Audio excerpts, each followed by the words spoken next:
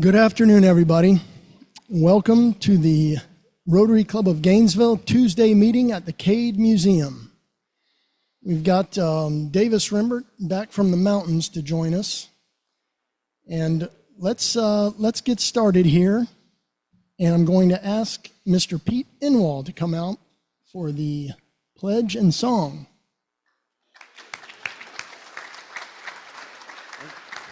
Thank you very much. Thank you very much. It's that time of the season, so I'm going to tell this joke. I mean, some of you have heard it before, but anyway, I always like to figure out the derivatives of words. And so, you know, where did words come from? How did they get into our language? And so for example, take the word politics. It's made up of several root words. One is poly, which means Greek word for many. And then the other root word is ticks, and we know what that is. So, politics. So now, as a special treat, because we need change, first off, we need a pianist. If somebody can volunteer to play the piano every week, we'd love to get a pianist, because we've lost Gordon. So let me start with that. You get three choices for this song. One is I'm a Little Teapot. How many people know that? Okay. The other is My Girl by the Temptations. How many people know that? And then the third one is My God Bless America. So let's vote. How many want to sing My Girl? Raise your hand. Okay. Oh, all right. How many want to sing I'm a Little Teapot? Raise your hand. And God Bless America. Looks overwhelming for God Bless America. So, all right. And it's Acapulco. We don't have a pianist. So ready? God bless America, land that I love. Stand beside her and guide her through the night with the light from above. From the mountains to the prairies, to the oceans white with foam. God bless America, my home, sweet home. God bless America, my home, sweet home.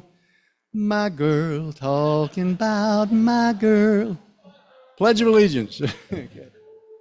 I pledge allegiance to the flag of the United States of America and to the republic for which it stands, one nation, under God, indivisible, with liberty and justice for all. Thank you, Pete. And now we will have Brendan shortly with our invocation.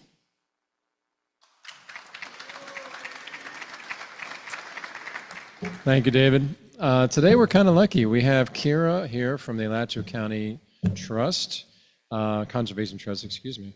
And we're going to be seeing it from a kid's perspective, or at least inviting the kids to come out. I have two young boys at home, so I talked Keara's ear off about what's available, so I'll be seeing her quite a bit. As we know, this community does a lot to interact with the environment. We're pretty lucky compared to South Florida, where I grew up. But we get to see it from a different perspective through new eyes. So I hope we can all appreciate the fact that we want our kids, our next generation, to feel and see and experience the world the way we did. That's slowly dwindling away. So it's nice to hear that and be reminded that we still need to preserve that. Let's bow our heads and pray. May we gather today with open hearts, united as Rotarians by our call to service to others and to our community at large.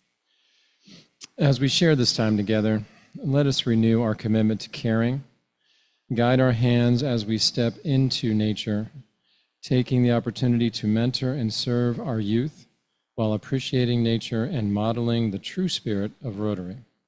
May our work inspire the next generation to cherish our community, honor our world in all its forms, and lead through selfless service. In your precious name we pray. Amen. Thank you, Brendan. And now, let's welcome any visiting Rotarians or guests. Visiting Rotarians guests, please stand so you may be recognized. Don's coming around with the mic.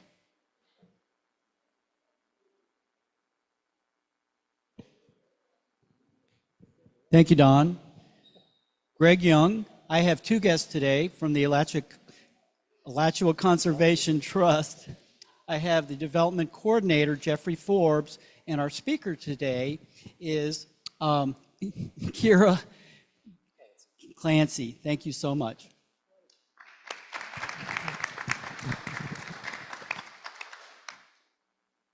Okay, let's move right into announcements. And our first announcement will be given by Miss Dana Nimini. Dana, please come up.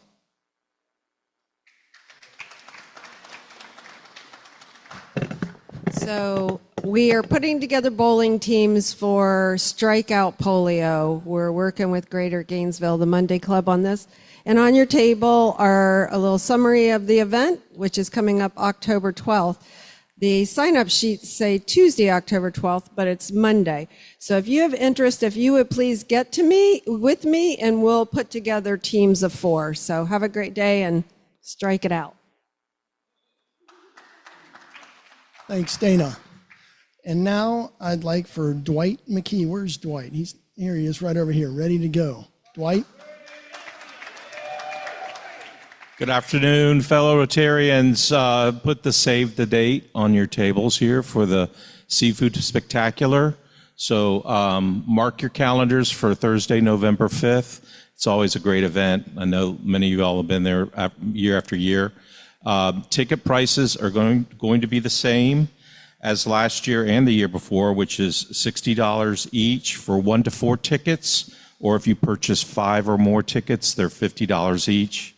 And then the day of the event at the door, that's $75. So you'll want to buy a whole lot of tickets. We will be going live probably in the next week on online ticket sales. We are trying out a new online system that was created by fellow Rotarian Mark Landman. And we're going to kind of test drive the system. Wes has been working a lot with it. And hopefully it'll be a successful way for us to streamline ticket purchasing, and then we can migrate into using that system with Wild Game Feast. So be on the lookout for that. We'll let y'all be our guinea pigs for Wild Game, for buying tickets online. And anyway, if you have any questions or anything, please let us know, and we hope you all save the date. Thank you. Thanks, Dwight. And now we have a craft talk with our new member, Mr. Patrick Ferran, who will be introduced by Rotary Club of Gainesville President Jay Nordquist. Good afternoon, everybody. So if you haven't gotten to know Patrick yet, you got to. He is a character. I got to know Patrick through the quarterback club. And if you ever go out to a University of Florida football game and you hang around University Avenue and Gale Emerald Drive, you'll see a boat going around, and it's a bicycle boat. And there's the captain of that boat. So I've gotten to know Patrick over the years. He's joined Rotary, he's dove in. Really appreciate him as a friend and as a Rotarian. But he's going to tell you a little bit about himself. So please welcome Patrick.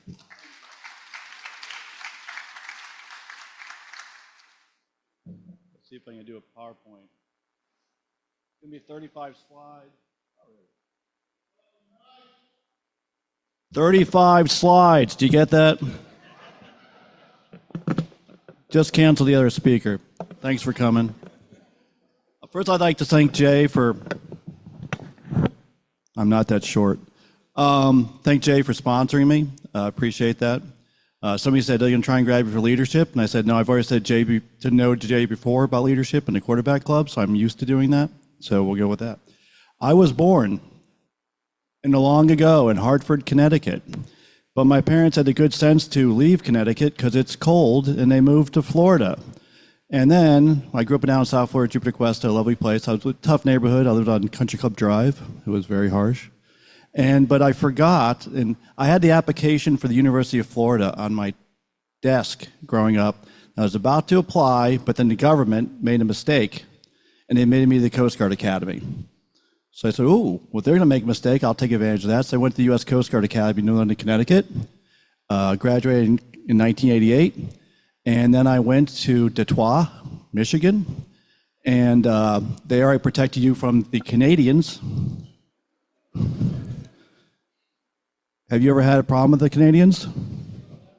You're welcome, because I was up there on the ice wall protecting you in the off season. After Detroit, I went to all 5 lakes in Mariposa. Got stationed in Boston. I actually volunteered for a job in Key West, a crappy job in the Coast Guard in Key West. And Dieter said, "You'll take that job?" I said, "Yes." He goes, "Oh, good, somebody will take that crappy job." And he calls me up a few weeks later, he goes, "You're going to Boston." I said, "You can't send me to Boston, my in-laws live there." But the needs of the service, they sent me to Boston.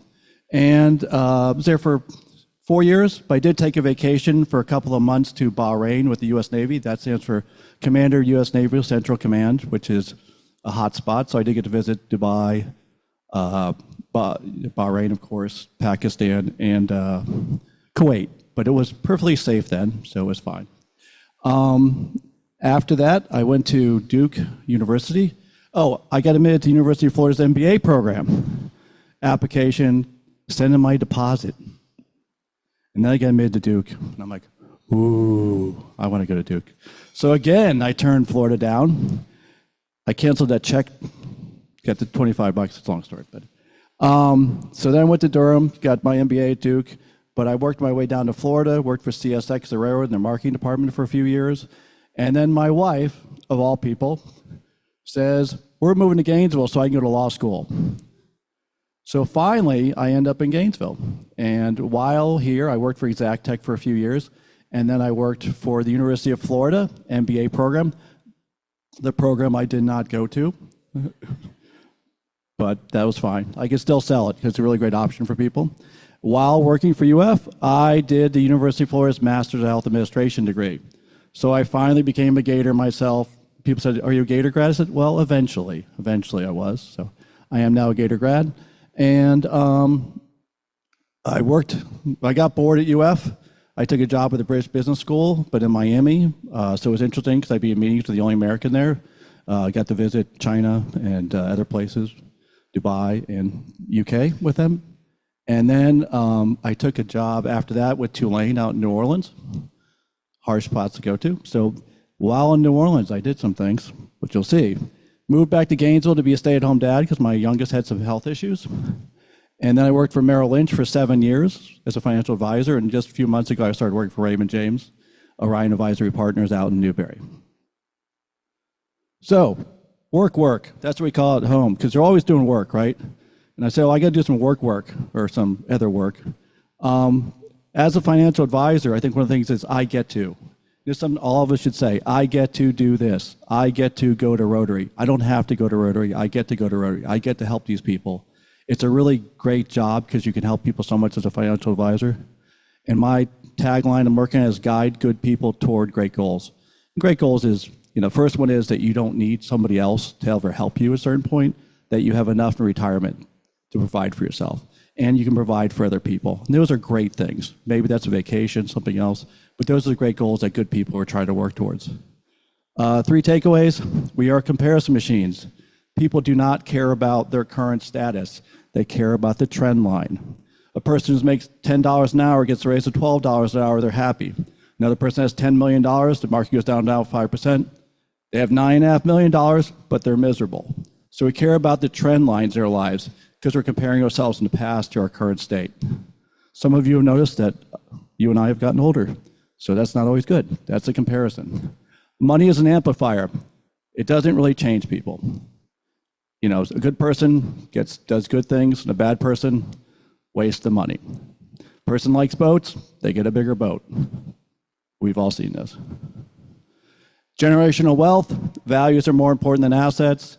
That's the type of thing that Rotary's into. We all believe that, I think, here. Non-work. Family. I got married. I met my wife in 1985 at a college party. She was drunk. She doesn't drink anymore.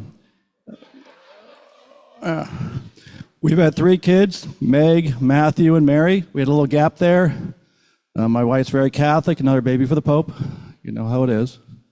We picked up an in-law, Austin, and my son's long-term girlfriend, Chelsea, and we recently got a granddaughter who's now 2 years old, so we've gone full cycle on the thing. So that's great. Fitness. In 2016, I was unemployed. FBU. I was fat, bald, and unemployed. Well, I couldn't do anything about bald, but I worked on the other two and got myself in shape. I'm actually been editing a book for a while called Fit Thinkering. It's Don't Die Dumb. The other line is because COVID, Walmart, and Coca-Cola are trying to kill you. I'll finish it in the next year. So, fun. UF Booster, now the Rotary Club. Urban Yachting Club, that's my boat bike, which you'll see a picture of. And captain hats, I just add that, and I'll ask you why. Now there's your photos. So, look at that picture. I used to have hair. So that other guy. Nope. Ronald Reagan said, that guy's graduating, I'm going to come see him. And that's my bride when we first met.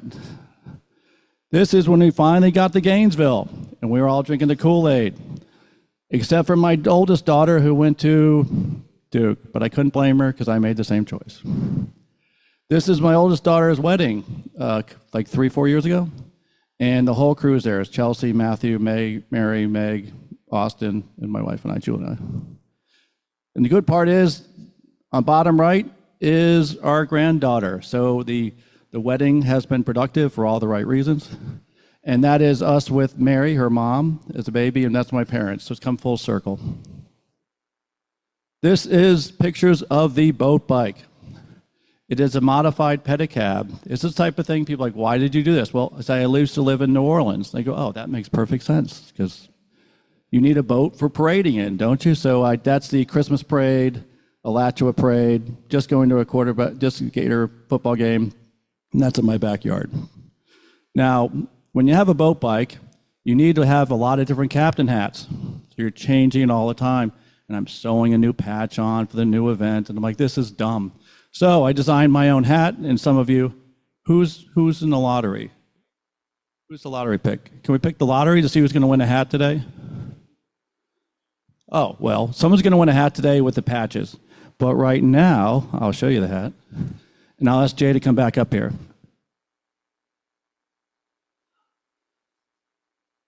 Hold this, Jay.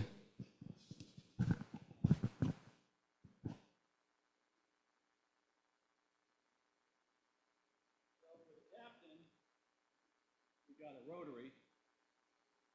There you go.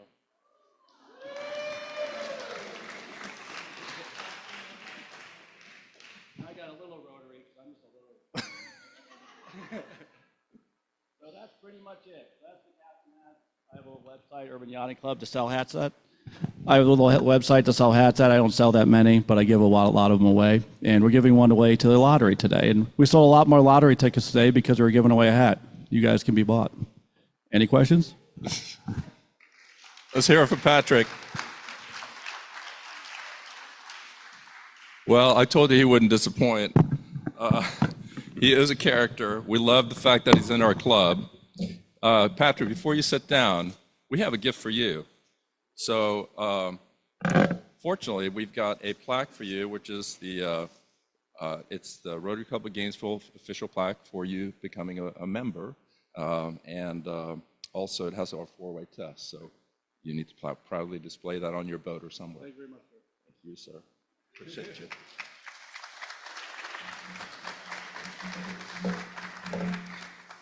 So, how's everybody doing? I feel like somebody now, you know.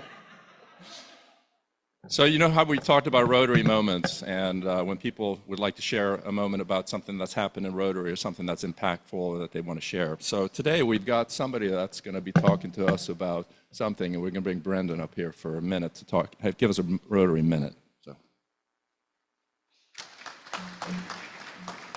Okay, so this is about polio, everybody, on the heels of Dana's announcement to our charity to strike out polio, and talking about Rotary's efforts towards polio briefly. I'm going to try to speed this up because we're running low on time. But, Tom, you want to go for that, please? So I think most of us know some of this, so I'm going to go through it kind of fast, but hopefully we all know polio has been with us for thousands of years, okay? And it was a low incident rate until this past century. The Egyptians had polio in their midst, okay? It went all the way back. They found archaeological evidence of this. So it broke out, if you will, epidemically in our side of the globe in the 1900s, and basically it killed thousands of people. So we wanted to bring that to your attention and give you some context in the terms of what it does and where it came from. So obviously it's a virus that attacks your brainstem, your spinal cord, your motor neurons, eventually causing lack of ability to move and eventually paralysis in some cases and in death. So it's serious, okay? And this is just some of the history of what I just said, basically expanded version, but we're in a hurry, so I wanted to give you the quick version here, but that's the deal. That's the background. All right, so what did we do? The World Health Organization in '88 got together and said, let's try to tackle this thing because it's getting out of hand. So 125 countries had cases. Now it's down to only 2, and you're like, okay, great.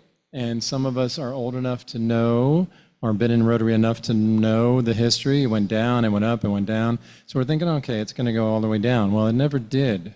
And in fact, based on our recent lack of vaccinations for our kids, sanitation differences, migrations and immigrations from country to country, those 3 factors alone have contributed to a unfortunate more danger of polio. So we got to be careful. So what did Rotary do? Rotary was involved a long time, okay? '88 was not the first time, although we are a founding partner with the World Health Organization in fighting polio. But we started way before that, okay? Philippines in '79, started our vaccination projects. We have vaccinated so many over the years that, we should be proud of that, okay? And so what can you do? Can you do a little bit to help us? Can you kick this thing in the butt to get these last percentage of cases out of existence? I hope so. I hope you think so. And that's what we call the Polio Plus Society. This is something that's near and dear to Jay and to me. So when we thought about this, let's bring it to your attention again. And you're like, okay, well, that sounds great, but, I donate so much already. I've got so many things I'm donating to. Is it a lot? No, it's only $100. $100 a year minimum. You can do as much as you want, please. But this will help us fight polio on a global level. This will make you part of the society. This is how you do it. Get online. You can Google it in Polio Plus Society, Rotary. You can do it that way. You can register under your chapter. There's ways you can do it. The whole form is right there below this picture. It gets tripled. Everything you donate gets tripled. The Gates Foundation has decided to go 2 to 1. Every $100 you donate is tripled up to $300. So it's a really great thing. And then, of course, after you donate, you get thanked by all these wonderful people and you do something good. So please think about it. Please help us do that. We appreciate your time.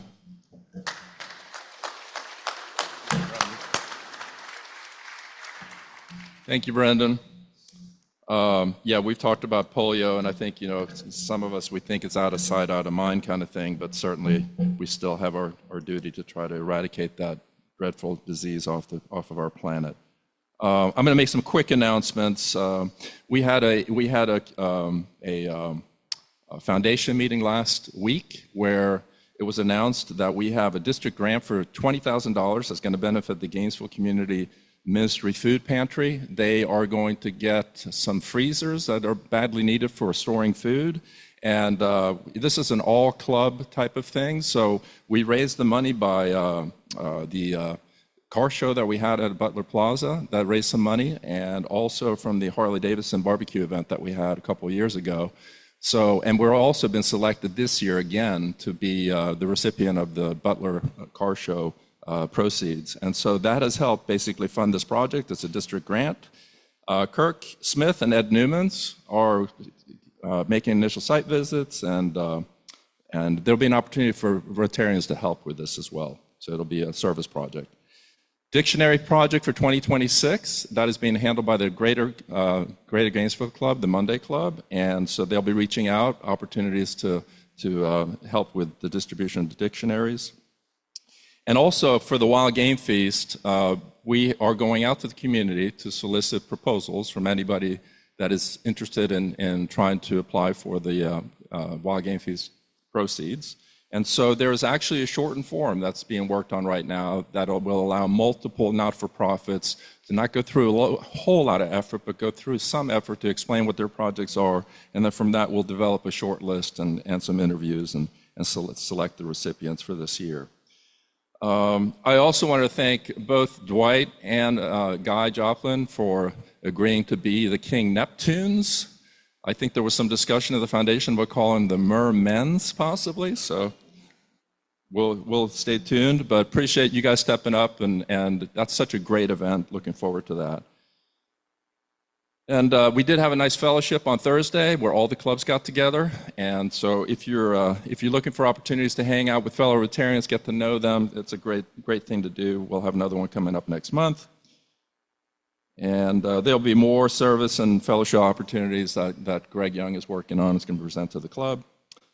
And also, I mentioned that there was going to be some additional information about the foundation and do-goodery, and in the interest of time, we're going to do that another day. So with that, I'm going to go ahead and invite Greg Young up to introduce our speaker.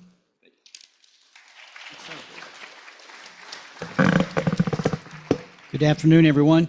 In the interest of time, I'll make this fast. Keara Clancy is the program director for the CrEEK program out there at the Alachua Conservation Trust, and she has a master's in science in wildlife ecology from UF. She grew up in South Florida and got interested in ecology at a young age. So to make it brief, Keara Clancy.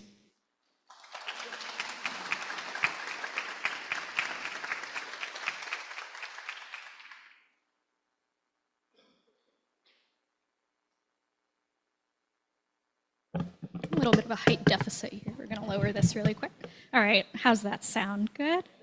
All right, hi everyone. My name is Keara Clancy. I am the program coordinator for Alachua Conservation Trust Creekside Environmental Ed for Kids program, and I'm really excited to be here with you all today.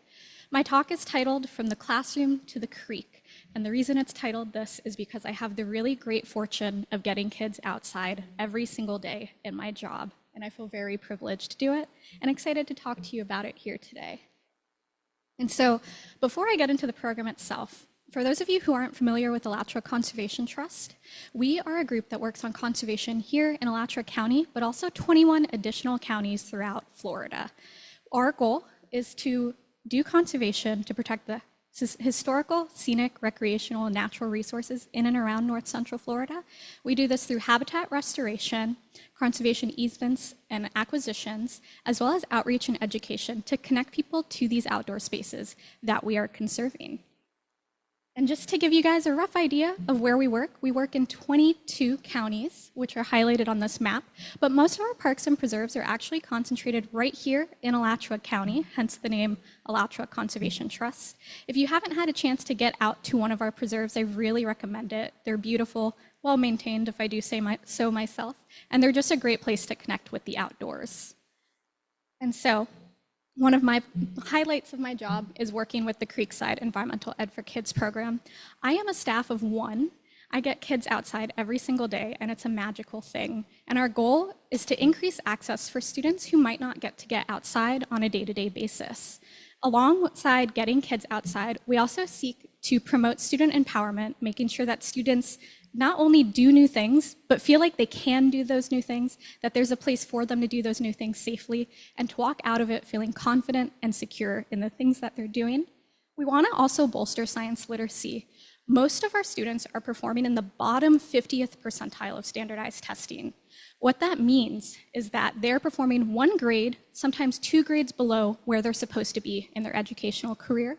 We want to help teach them and help them learn that science and learning can be fun, and build a platform for them to learn throughout the school year through our field trips and our programs. And we also want to cultivate the next generation of environmental stewards. You can't care about these spaces if you're not in them, if you're not experiencing them, if you don't feel like there's a place for you to be in them. And so what we do is we connect kids with the outdoors to let them know there is a place for them there. There is a way for them to get outside, and that the outdoors is not as scary as they think it could be. And so, what is the CrEEK program? It stands for the Creekside Environmental Ed for Kids program, and we call it this because the program actually takes place at an area called Little Orange Creek Nature Park and Preserve. It's a 3,000-acre nature preserve in Hawthorne, Florida, and it's got beautiful wetlands, beautiful pine forests, and there's so much wildlife out there ranging from black bears to otters to eastern diamondback rattlesnakes. And we bring kids right out there into the habitat to experience the outdoors. We work with 2,500 students each year. Again, staff of one. I love kids. And we prioritize outdoor access for low-income communities especially. So we work with Title I schools and summer camps that provide scholarships for students who may not have money to otherwise do these activities and be outside. A key part of this program is that there is no cost to participate. We do not charge anything for our 2,500 students in the entire year.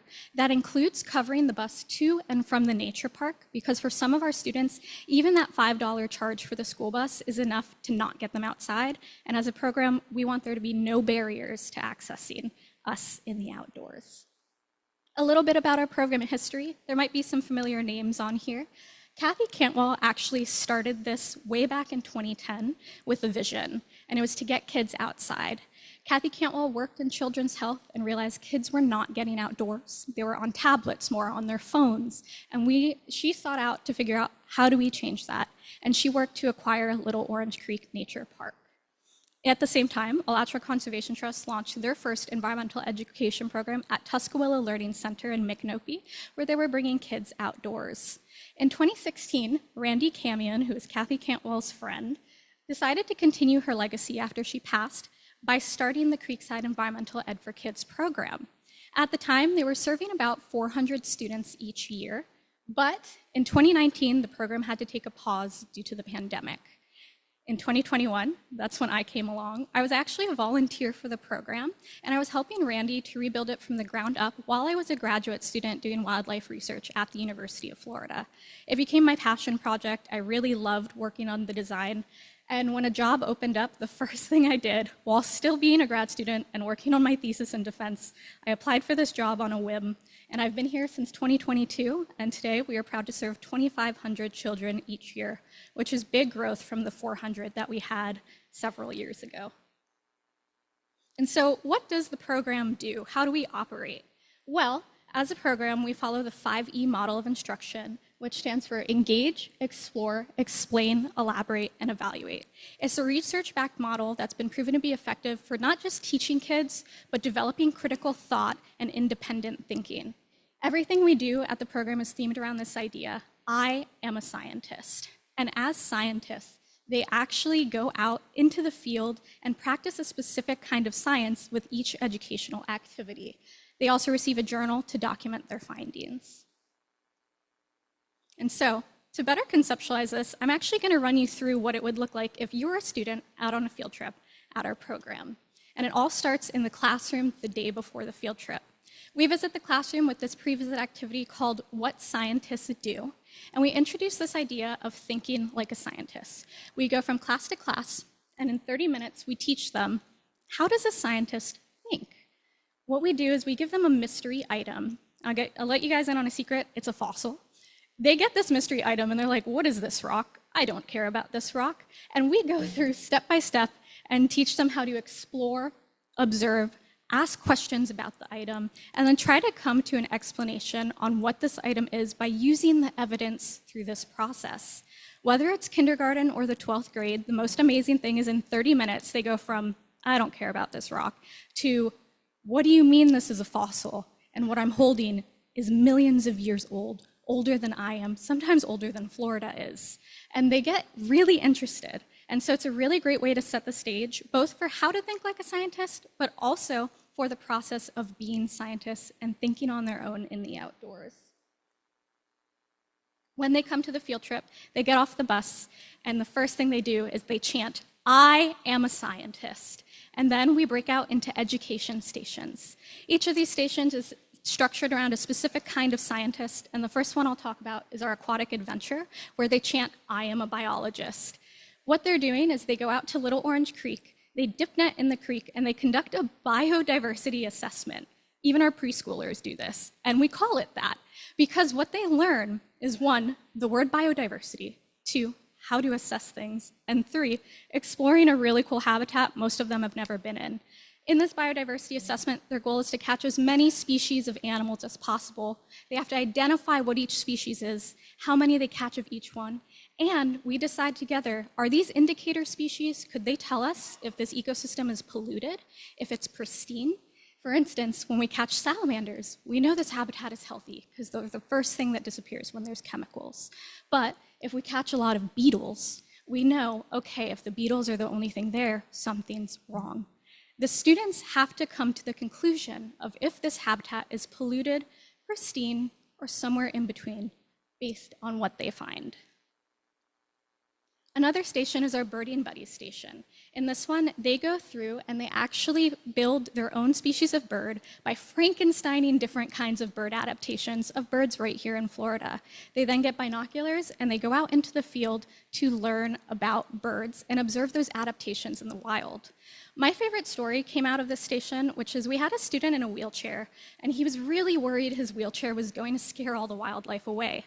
Being in an outdoor classroom, I have no control over the wildlife does, so I just said, let's wait and see. And what I didn't expect was I see all the students pointing with their mouths open, and as an educator, I'm like, okay, I need to turn around and see what's going on. We're distracted. And then I got distracted because what I saw was 2 bald eagles coming together in a mating ritual where they lock talons, and you've probably seen this on National Geographic. They lock talons and they do this thing called a death spiral. They start spinning in the air and they spin faster and faster until they get right to the ground and they split apart at the last second. I'm a wildlife biologist, never seen it in my life. I was very excited to see it that day. What I didn't expect was one bald eagle flies over to our bug catching station. I just see a bunch of students running with bug nets, and then they realize bald eagle is bigger than their bug net and running away from the bald eagle. And on the other side, with my group, this bald eagle landed right in front of our student in the wheelchair. And when it took off, I saw the wind pushing his hair back as it flew off. And all I saw was the complete and total awe and joy on his face. And he did not stop talking about it for the rest of the day. In fact, saw him later that school year, he was still talking about it. And so the outdoor classroom provides all these amazing memories. One other station we do is that bug catching station I mentioned. We call it Bugging Out. Students are terrified of bugs. And our goal with this station is to get them connected with the outdoors by overcoming that fear. It helps with the empowerment side of things. They go out with bug nets, and just like in SpongeBob where they catch jellyfish, something that's familiar to them, they go out and catch these bugs, many of which they've never seen before. Our students actually caught a specific kind of bug I haven't seen at the park, so I reported it to the University of Florida, and it was the 3rd known location that this species has been found in Alachua County. The entomology department was out the next day to come catch some. So our students do contribute to real science, and it's a pretty magical thing. And in this station, we always end with the chant, I am an entomologist. And in the museum now, we have museum specimen that our students have caught from this program, which is pretty special.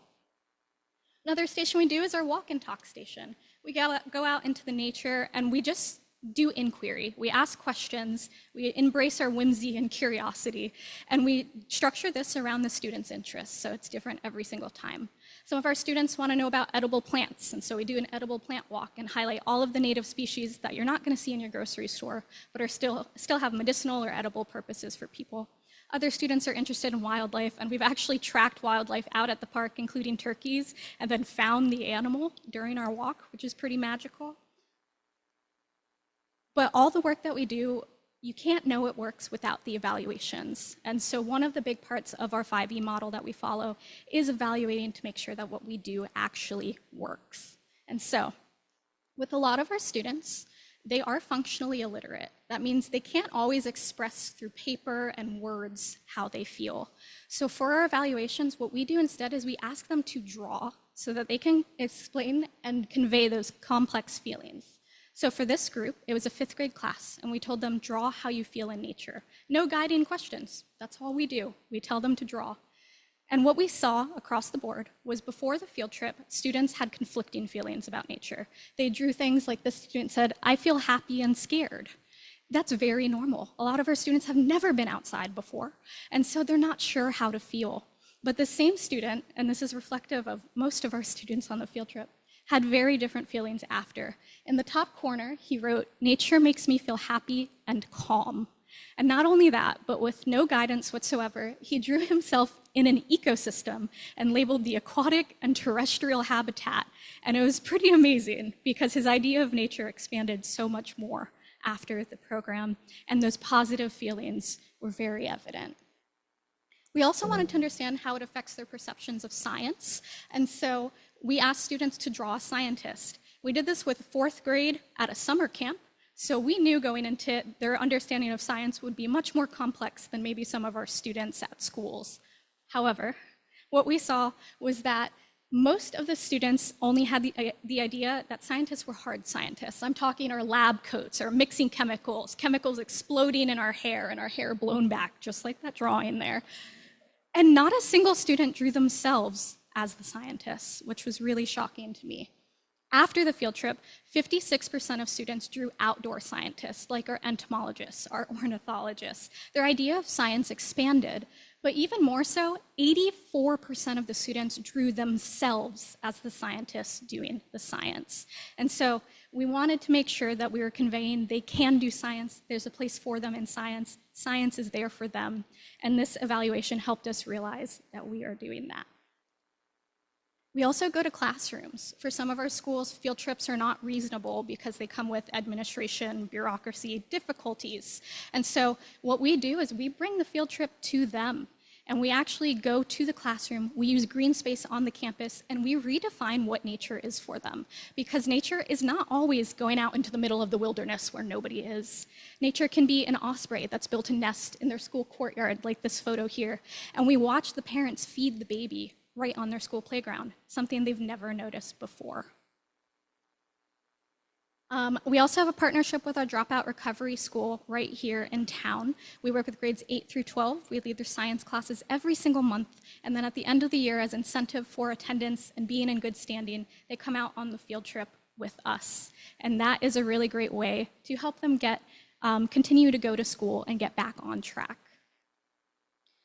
I mentioned I'm a staff of one, but our program is not just me. It's actually also our interns. We take on 3 to 5 interns every single semester who contribute 120 hours each. We've had 32 interns pass through the program who have contributed over 2,500 hours to the program operations. And in the process, I also work on their professional development. We go out and we tour places in the community, learn what other education is out there, and also learn about conservation and the work we're doing as a land trust. Our interns really are the backbone of the program, and we are hoping to actually develop a fellowship program where we have 2 interns stay on for a full year and lead education in the program for an entire year to help us reach an additional 1,000 students. We estimate it'll be about $15,000 per fellow, but this is the way that we're trying to grow so that we can meet the demand here in the county, because the demand's actually bigger than we can meet right now. One of our interns actually mentioned that it was one of the most formative experiences of his entire time here in Gainesville, and that seeing the looks on students' faces and their excitement when they are exposed to the wonders of our natural landscapes was the best part of his experience with CrEEK. This intern has actually gone on to study human dimensions, which is how people interact with the environment. He's a master's student out in Oregon, continuing the kind of work that he did right here, and most of our interns go on to do exactly that. And so just to recap, what has our program looked like for the last year? We worked with 2,588 students. We had 8,924 contact hours, which is how many hours we spent with each student. So I wasn't out there for 9,000 hours, but there was 9,000 hours per student, and then, or 9,000 hours total. And we worked with 20 schools and summer camps. So just to put it into perspective, we typically work with schools multiple times throughout the school year. So it's not just a one and done. We're coming in as much as they want us to. For some of our schools, that's every single month. And we had 11 interns in the year of 2025 who contributed 1,500 hours alone. And with that, the last thing I want to leave you with is a video of our students leaving the Orange Creek.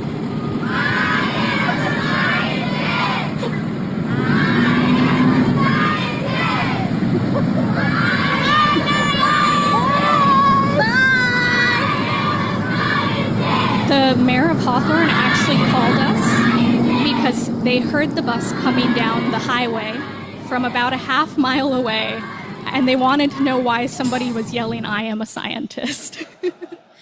And so with that, do we have time for questions?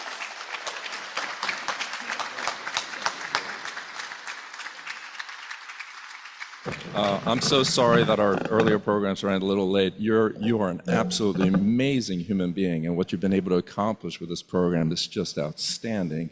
We're so lucky to have you as part of our community and for what you do for our kids. It's absolutely amazing. And of course, I left my folder there. If somebody could bring that to me, I would really appreciate it, because we want to honor you for your presentation here today. We want to honor you with a certificate.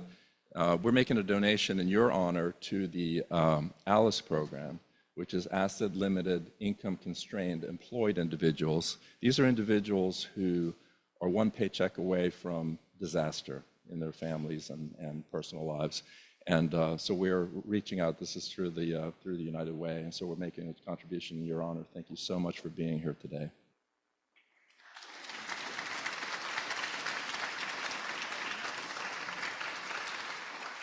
And Keara, if you could stick around, I'm sure there's some questions, but again, amazing presentation. Really, really enjoyed it. Thank you so much.